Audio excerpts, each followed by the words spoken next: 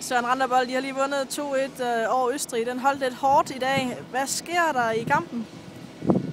Ja, den kom til at holde hårdt, fordi at vi får ikke lukket kampen. Vi skal jo vinde den her kamp 4-5-0, og så sker der det, når man fører 1-0, at de presser os jo ikke engang. Det er os selv, der laver en sindssygt dårlig fejl nede i forsvaret, hvor vi så lukker dem ind i kampen, og de kan score. De havde ikke engang bolden, det var også stadig bolden.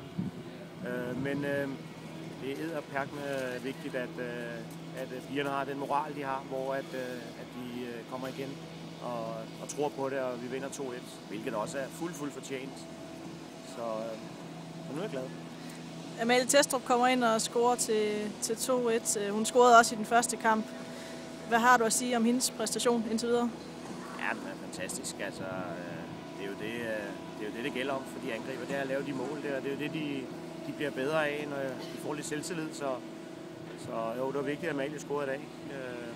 Det var hun også glad for. Men det var vores midterforsvar Stine også. Og hvad med kampen senere i dag? Hvad er det for et scenarie, vi ønsker? Fra nu af er vi alle skotter. Dem holder vi med i dag. Og resten af programmet, mens vi er i Skotland, hvad skal der være fokus på de næste dage? Jamen, der skal jo være fokus på kampen mod Ukraine, som bliver lige så svær kamp som den her. På en endnu dårligere bane, end vi spillede på i dag. Så den skal vi arbejde hen imod på samme måde, som vi plejer.